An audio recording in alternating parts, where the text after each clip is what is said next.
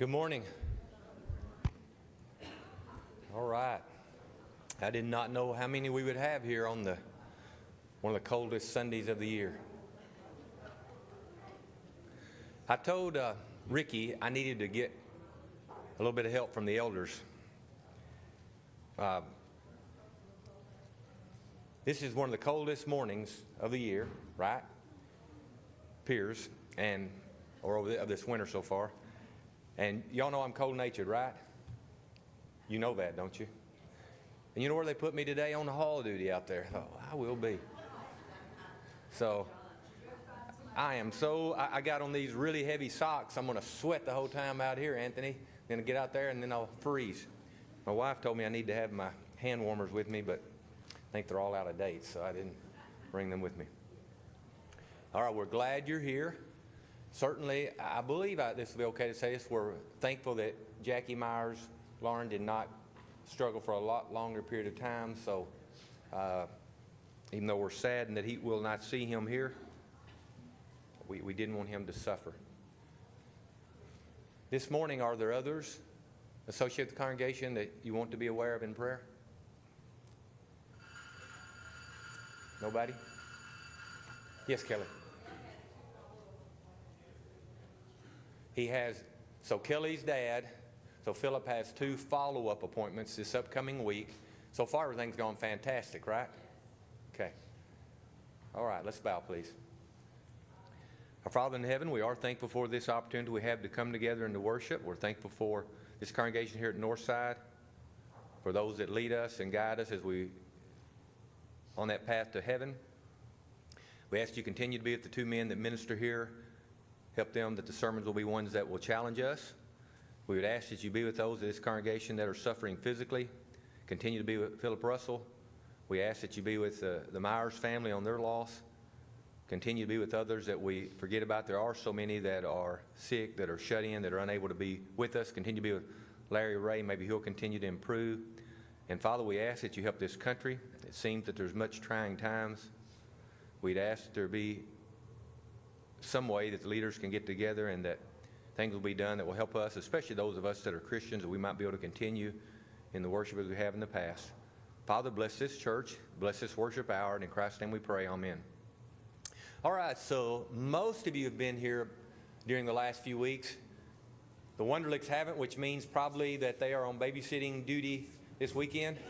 So you don't look haggard. George looks a little bit rough for the wear, so a little bit.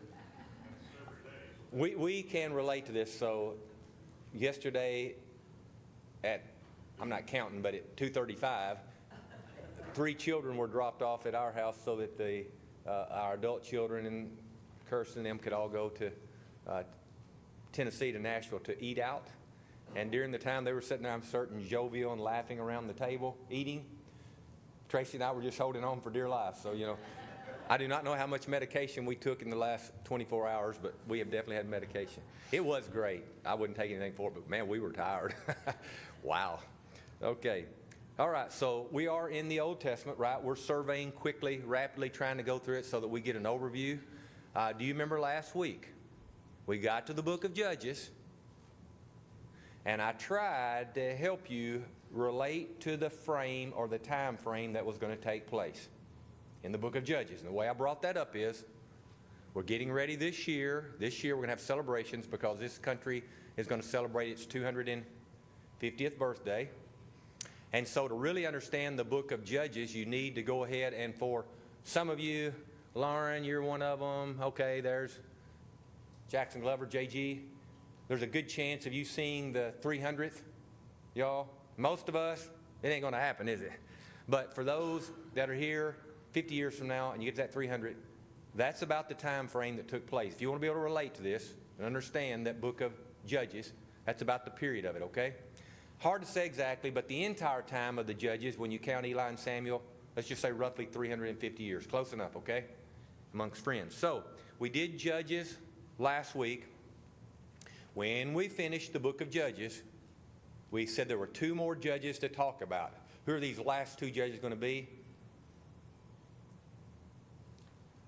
If you count as a total of roughly 14 or 15 judges, there are 2 that we have not covered in the book of Judges. I think somebody said it. Eli and Samuel. Now, before we do that, because I didn't have enough time the last couple minutes of class to cover it, we're going to back up, and what little book are we going to do? Before, we're going to do Ruth. I think somebody said it. All right, so turn your Bibles to the book of Ruth.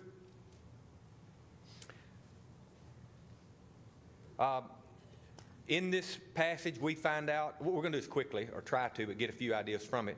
So, we know this takes place in the time of the judges. We're told that.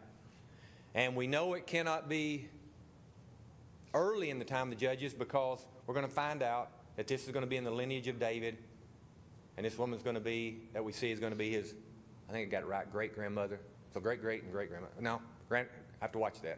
Step-great-great-grandmother, however you say that. Okay, but anyway, there's going to be a correlation to the time towards the end of the judges. Okay with that? Maybe it was in the time of Eli, or a little before that. So look there at the book of Ruth, and we have a man, it says in verse 2, his name was Elimelech, and he had a wife, Naomi, and she's going to be a central figure. And he had 2 sons, Mahlon and Chilion. We studied that years ago in the Bible. You remember that, Teresa, Tracy? Remember that? I still can't remember the names. I have to look them up each time, but we studied them. Our children probably still can't remember it. And so a problem happened where they were living. What was that problem? Do you know what it is? Had a famine. All right, so we think sometimes, I wonder what it was like. I don't know, but even in our own families, maybe yours is like mine. So Teresa and ours family, because of lack of financial means, there was a time about, I think going back now, it would have been 70 years ago or so, in our families that a lot of our group went to Akron, Ohio, or went to Detroit. Why did they go? For trying to survive. So we can relate to it that way. Some of our family heritage is from Ireland. If you study Ireland, you know that why did so many have to leave that? Some bad times there. Being isolated on that island had some good points, but also had some bad, getting things back and forth. And so when they struggled, many wanted to come here. So whatever the case, they left it. We think it was probably more of a localized famine or something impacted them because we're not aware of a mass exodus based on studies, unless you find something different in the Bible, a mass exodus at this time of the Israelite nation. So it appears something was affecting them. They go to this other country where the Moabs are. And what happens to Naomi's husband? It appears by the reading pretty quickly. What happened to Naomi's husband? He dies. And if that's not bad enough, in about 10 years period, what else happens? Her boys died. In the meantime, those 2 sons had married. So they had wives. And I think this would make sense that Naomi feels like she has nobody there. She's already sojourning. And so what did she decide to do? Go back, to return. And so we have this, if you look at this passage, we have her, and here are her 2 daughter-in-laws. It would be my belief from reading this story, I know we're going to see Naomi use the term bitter in a little bit, but it would be my belief that Naomi, in her life, had to have godly characteristics. There was something about Naomi that caused both of these daughter-in-laws to cling to her. Okay? Now, we've got good family dynamics, so don't take this the way you're going to be tempted to. I've lived long enough to see that sometimes that is not the way it occurs with a mother or woman and her daughters-in-law, right? That's not the way it was in our family, but I see that.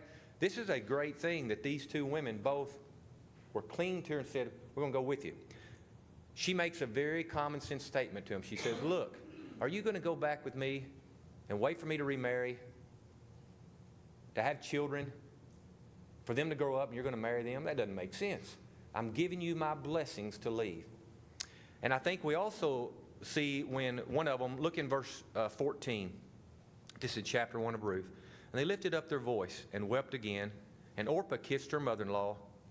But what did Ruth do? Clave unto her is what the King James says. And that doesn't appear that she just was beside her close and a little bit and touching her. It was like, well, Tracy, it's kind of like Canaan and does to you, right? you get that little boy, and he doesn't want to let go of her. I mean, he will demand that she keep holding him, right? So this woman wanted to be with her. And I think it's so interesting You and I wonder sometimes, are we making a difference in people's lives? Are we impacting them? Don't you wonder that? Sometimes it's not evident.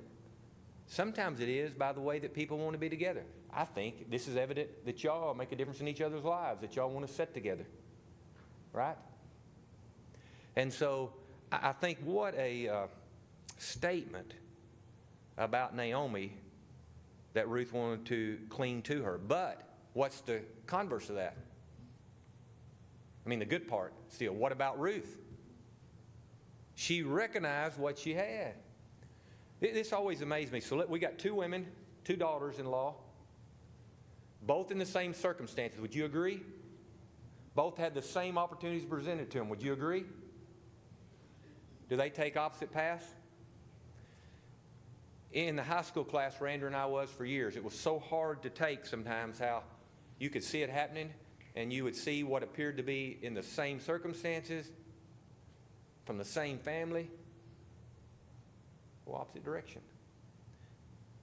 What you and I need to do, if we're applying to our lives, is be that godly person that gives a person the opportunity, the chance to cling to us as we travel towards heaven. We have to recognize they have to be involved in the clinging, don't they? If there's any way right now I could drag my 3 grandchildren to heaven, I would do it. But can I do that?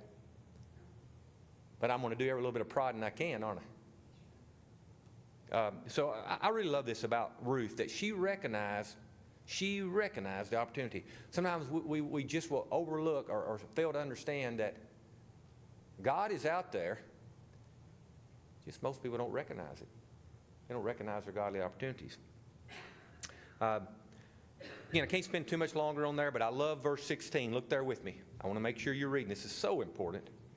And Ruth said, "Entreat me not to leave thee, or to return from following after thee. For whither thou goest, I will go, and where thou lodgest, I will lodge. Thy people shall be my people, and thy God my God." I love the fact, I know this. She recognized that God was in her mother-in-law's life because she said it right here. Now, I don't know that she knew everything about it, but she recognized God in her mother-in-law's life. In some ways, verse 16 about I'll go where you go, this reminds me of the mentality of Abraham, doesn't it? I'm just going to trust. And I love that point. We know that although she goes with Naomi, Naomi is still upset, and rightly so. Verse 20, it says, "And she said unto them when she got back to her home, Call me not Naomi, call me Mara, for the Almighty hath dealt very bitterly with me."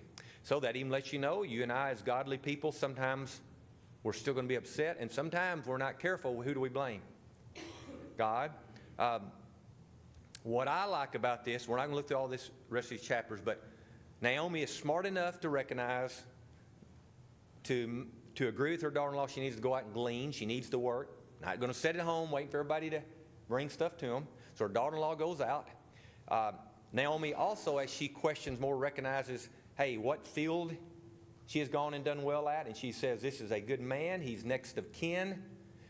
The way the Bible reads, it's almost like maybe she didn't recognize there was one other a little closer. But she recognizes it's a good man and that he'll do right by you. And we come along, that's what chapter 3 is. And I put verse 18, chapter 3, verse 18, I put a star by it. I would encourage you to read this. Then said she, "Sit still." Now this is Naomi. "Sit still, my daughter." Obviously she's speaking to her daughter-in-law. "Until thou know how the matter will fall. For the man will not be in rest until he have finished the thing this day." I think that's a neat statement.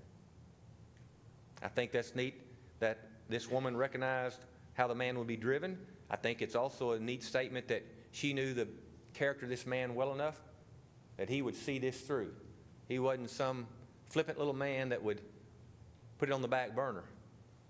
He was going to take care of the matter at hand. Pretty neat point. And then we have chapter 4 where Boaz goes to the city and, he gives the opportunity to the other man to redeem, right?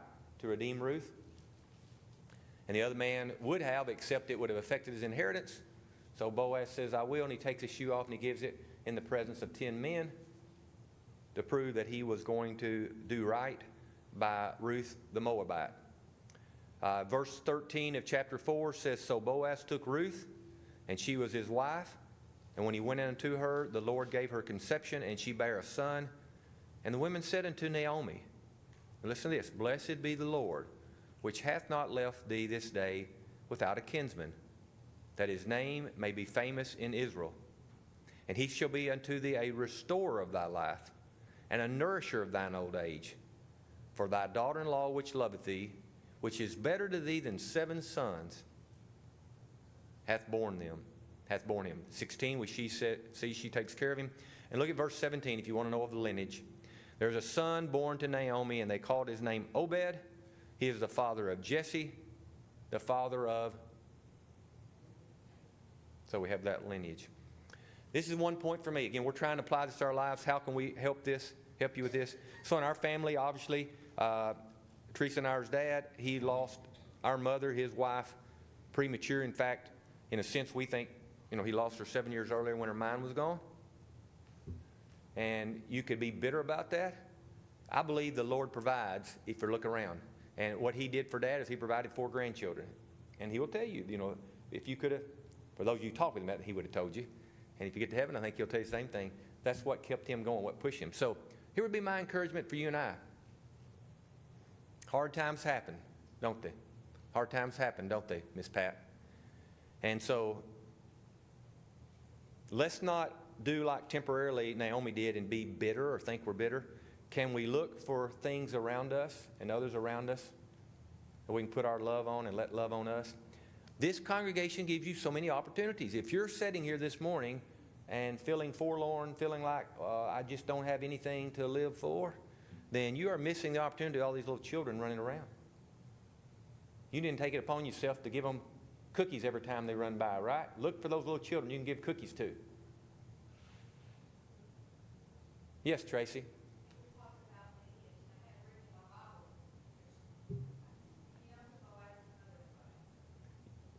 I hate to have to admit this. Speak up a little bit. I couldn't hear you. Oh, man, she's going to take this and drive this home when we get home. About me not being able to hear. Something about somebody's mother or whatever. I could. Rahab the harlot. Yes.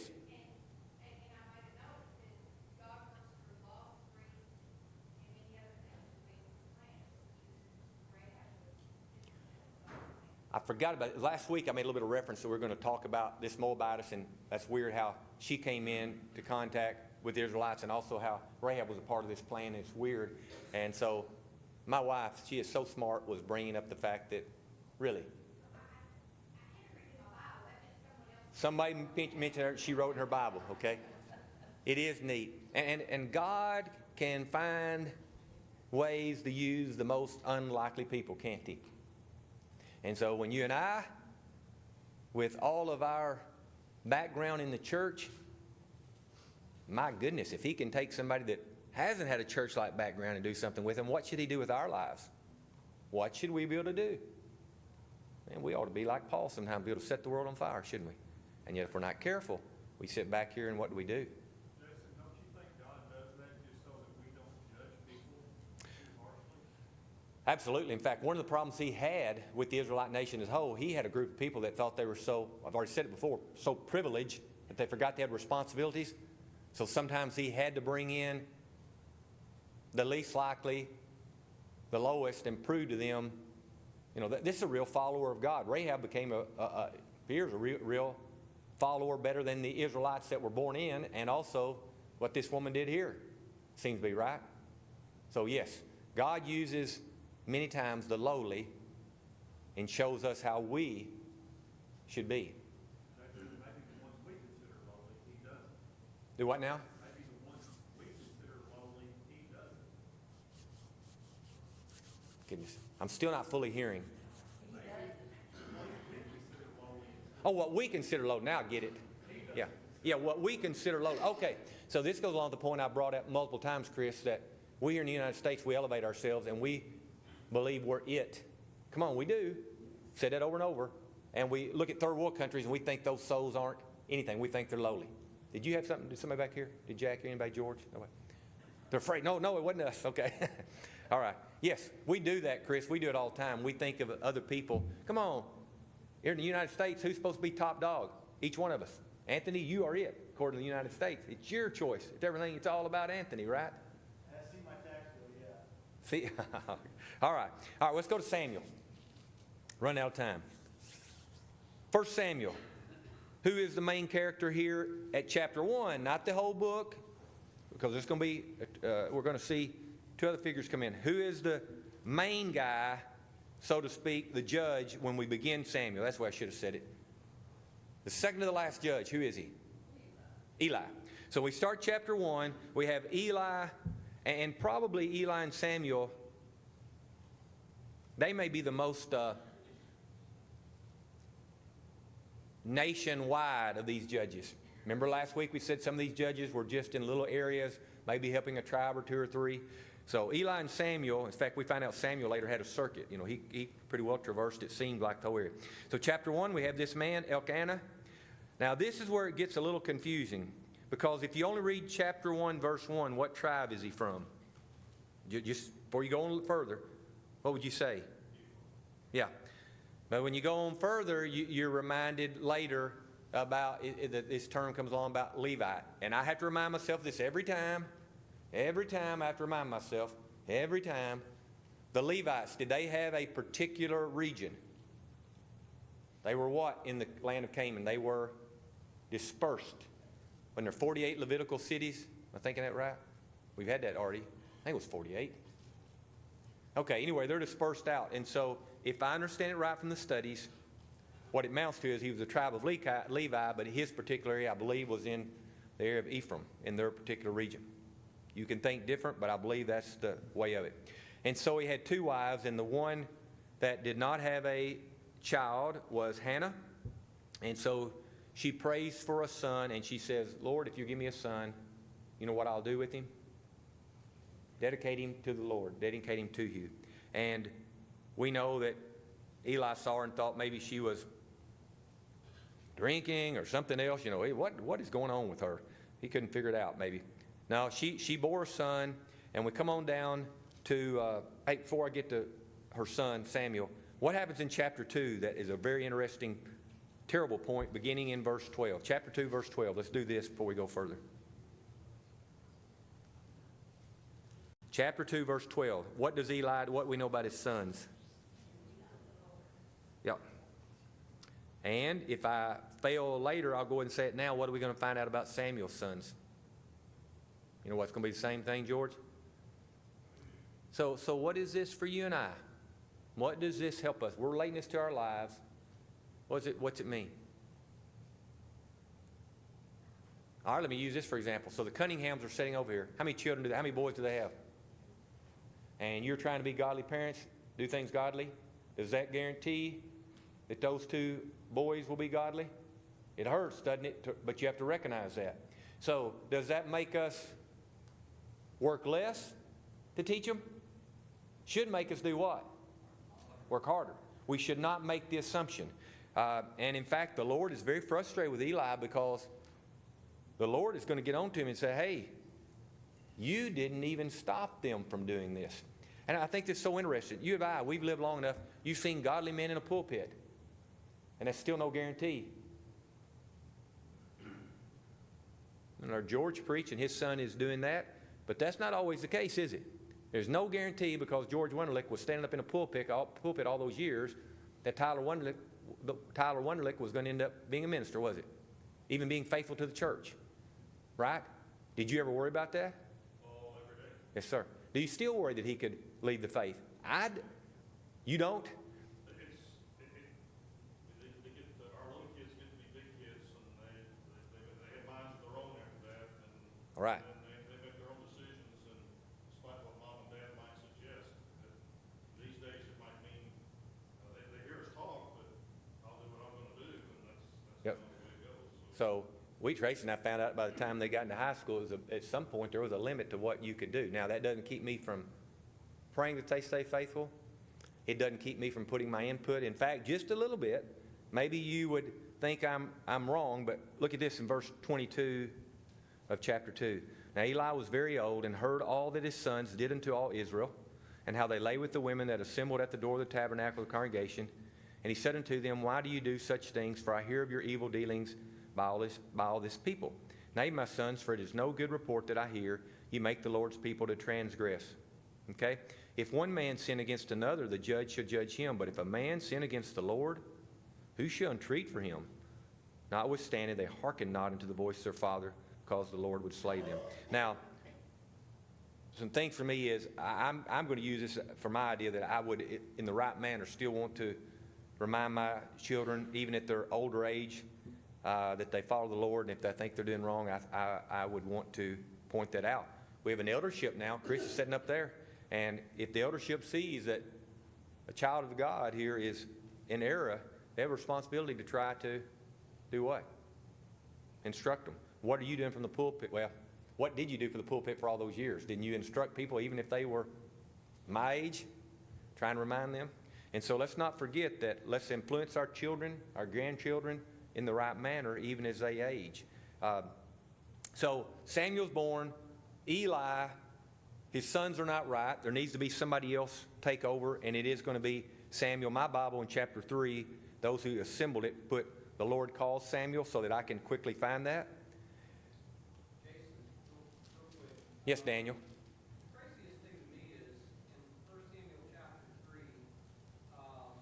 when the Lord calls Samuel 3 times, and Eli, of course, tells him what to say, and then the Lord tells Samuel, what's going to happen to Eli and his sons, and Samuel's a little afraid to tell Eli, and Eli commands him to, and so Samuel relates to Eli, that his sons are going to be destroyed by God.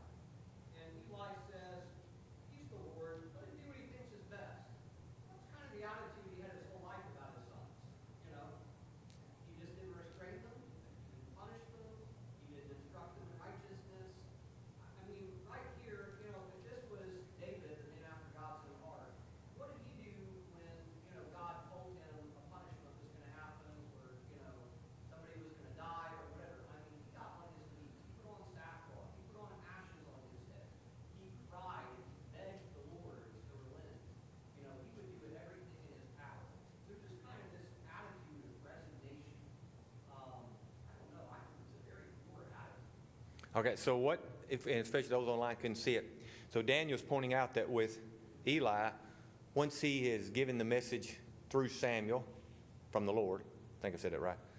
Samuel tells what the Lord, that his sons are going to die, that they're not going to be, it's not going to continue on through him. He just says, well, it's the Lord's will, so what? And in comparison, what he's saying is how much David entreated the Lord. It just, everything he could, put his whole heart and soul into asking for God to make a change. I don't know all the things it implies. With David, we sure do know that if he were in our situation today, David would believe in the power of prayer. And maybe in comparison, Eli may be one of those that have a lot of doubt. Would you agree with that statement? Yeah, I mean, if something hasn't happened yet, it can be changed. Yes. So I don't know how far I want to take that. The other side, somebody could say, well, Eli just recognizes it's God's will to do what he wants, and he's already said that. We do have, I'll probably forget to point it out, we do have somebody, a king, if we get to it in the next couple of weeks, that asks for more life and he gets 15 years, if I'm remembering right, don't we? Anybody have something to say? Chapter 3, verse 10, I put stars beside it. And the Lord came and stood and called as at other times, Samuel, Samuel. Then Samuel answered, Speak, for thy servant heareth. And so my encouragement for you and I today, are we looking for when the Lord is speaking to us? Now, come on, I'm not meaning miraculous. I'm meaning when an opportunity is before you, as I've already mentioned with these children here at Northside, these children here are put here, these young couples are put here. I believe he's spoken to us that you need to get with it and you need to help them. And we can do all we can. The Lord speaks to us in ways that we don't often understand. Opportunities are before us. Speak, for thy servant heareth. How great would that be if everyone here at Northside, say the elders came up to them and said to do something, they said, speak on. Yeah, speak on, we hear. And it doesn't just mean that the talking is taking place, they're actually hearing, right? Which is, again, a conversation we're having at our house about with me right now, hearing. Okay. And what Daniel said in verse 13, his sons made themselves vile, and he, being Eli, restrained them not. Verse 20, and all Israel from Dan even to Beersheba knew that Samuel was established to be a prophet of the Lord. So this is a case where the judge was going to be a judge and a prophet wrapped into one. Remember, we talked about that last week. Judges had different things they were responsible for. Some were just military, and some are going to be doing judging, some will be prophets. So in fact, if you really recognize how much Samuel is talked about and the volume of work attributed to him, boy, Samuel would be considered way on up the list of people as far as thinking how godly they were. And yet again, did not learn from Eli, and his sons are going to do very similar things. Okay? Philistines in chapter 4 capture the Ark of the Covenant, the Ark of God. And it says in verse 15, now Eli was 98 years old. His eyes were dim. He could not see. And so from the battle, a man came and told Eli. He said, Eli, your 2 sons are dead, and also the Ark of God is taken. And verse 18 says, and it came to pass when he made mention of the Ark of God that he fell off the seat backward. He was a heavy man, it says, old and heavy. He had judged Israel 40 years. So again, it appears that the ark being stolen will even impact him more than Daniel, his 2 children. All right, so who then is going to be established? Even though we've already said it was going to be him, Samuel now is the man. Would that be okay to set that way? Where Israel is going to look to? Man, time is getting away. Let's see what we're going to do. Chapter 7, we have reference to how long an ark was in the location of 20 years. We also have Samuel in chapter 7 at verse 3 telling the children of Israel, remember I told you last week, most people consider 7 cycles of the Israelites falling away and then coming back. Chapter 7, verse 3, Samuel spake to the house of Israel, saying, if you do return unto the Lord with all your hearts, and put away the strange gods. Now, why were these strange gods here? Because what had they not done some 300 plus years ago? Rid the land of the evil. And I've learned, I'm trying more and more to say, we would say for years, you got to get rid of all the people in the land of Canaan. Really what we ought to recognize, God wanted to get rid of all the evil. The evil. I think it makes it much more understandable how they were to kill, to get rid of those people. They were evil. The inhabitants of Canaan were evil. And so they didn't get rid of that evil, and it came back to haunt them, right?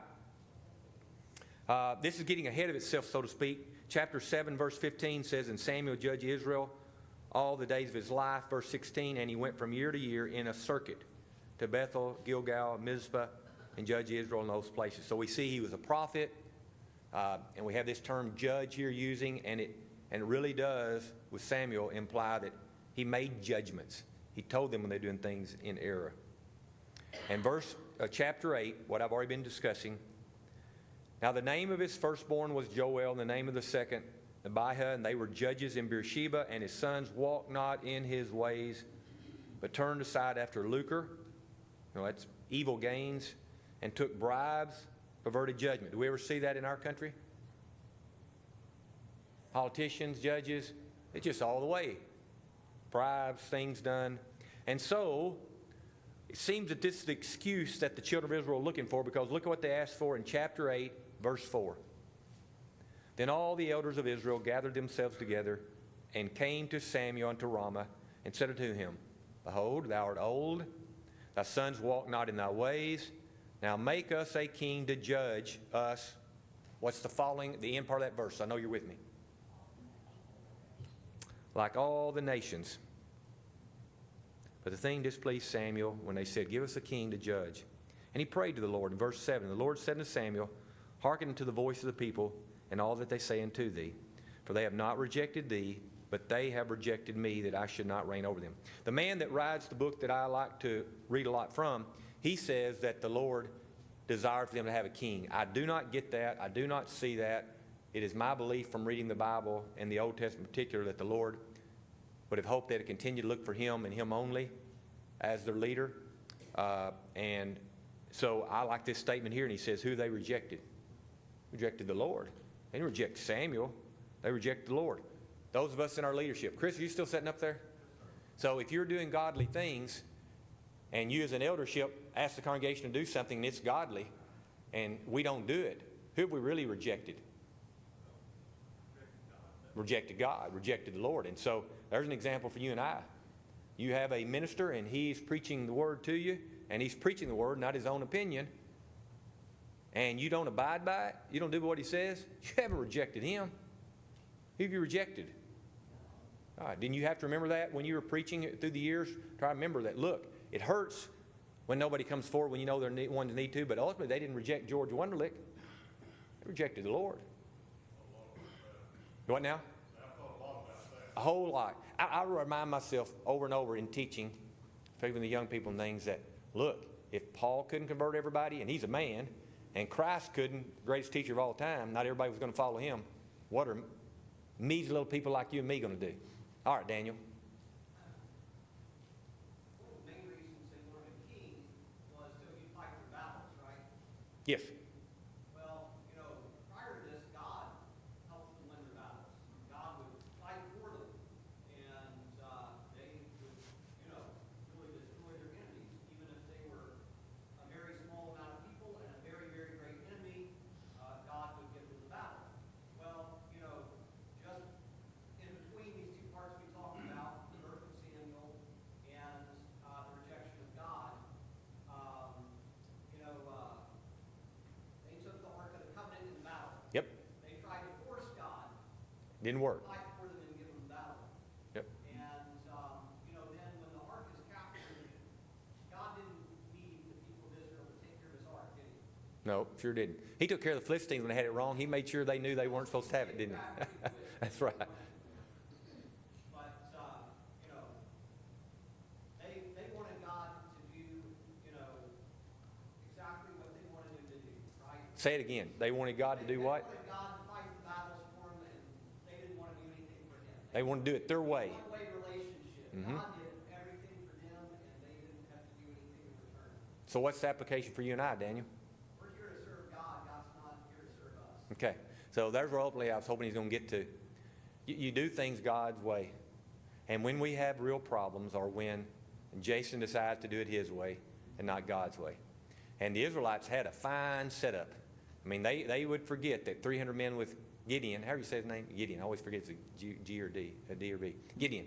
300 men were able to have thousands of their enemies killed, right? And they would quickly forget, maybe we shouldn't say quickly, because 300-something years had passed, but that they had been brought out of the land of Egypt. They wanted to do things their way, and one of the things they wanted was to have a king to lead them into battle, like you're saying. Now, the Lord, as we see here, I'm going to say he was resigned to the fact, but he was going to let this happen. But then he got his next disappointment in what? It was one thing to ask for a king, but it was also another, what kind of king you asked for.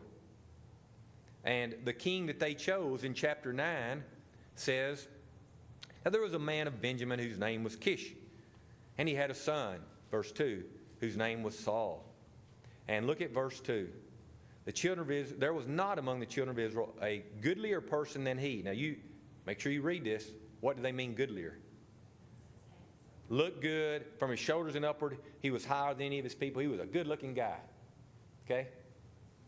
So.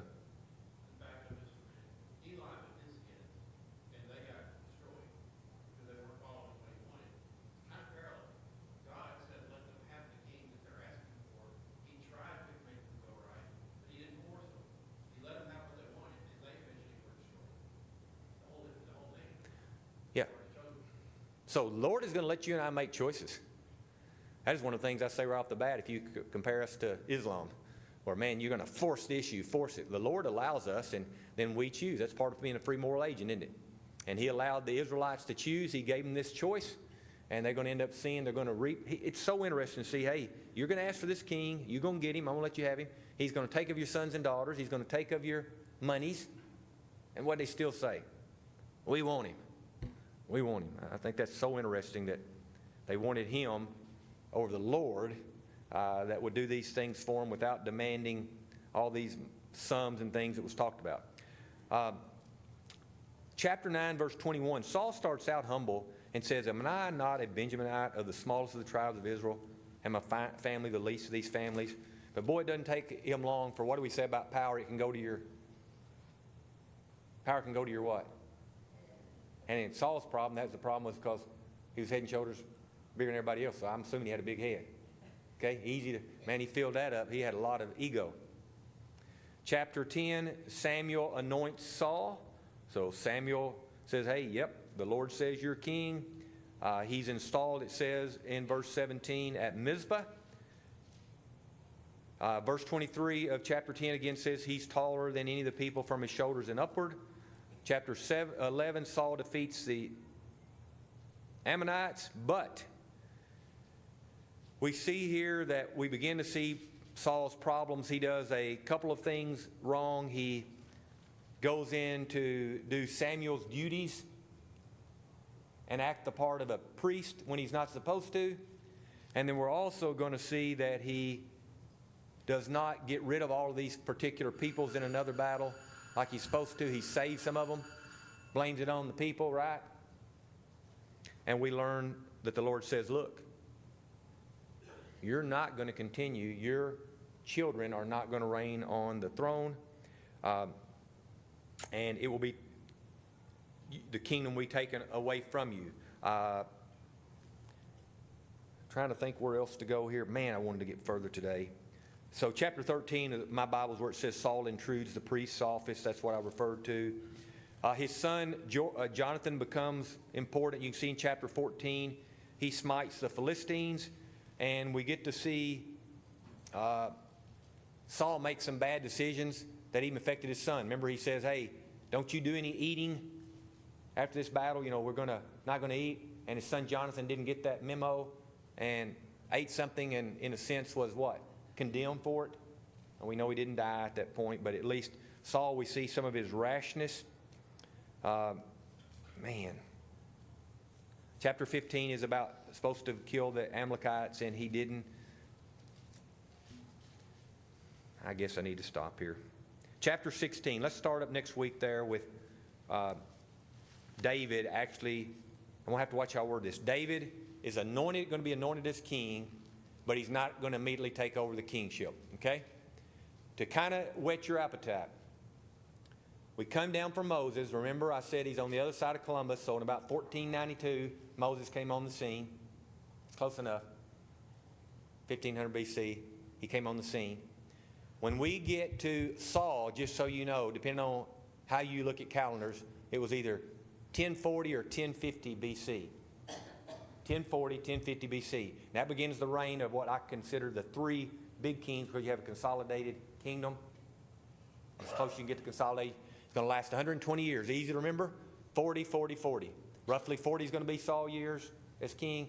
Roughly 40, David's total time as king, 7.5 in doing Judah, and then the other time he did them all. And then we're going to see his son, who? Solomon, do 40. And from there on, what happens to the kingdom? Divided and just keeps going down, right? So we get to this chapter we're going to do next week. We're partway through Saul's reign, if you will, but the Lord already says, hey, David's going to be my king. Does that make sense? And look at all the time we've already passed. We start in Genesis at 4,000 or 5,000 BC, and all of a sudden down here we're down to, at this point, whether we're at 1,020 BC or whatever. So look how much time we've covered. Wow. In the whole scheme of things, doesn't it make our lives seem so minuscule on the time frame? Wow. You got any thoughts? If you do, ask George before he gets out of the auditorium, okay? Thank y'all.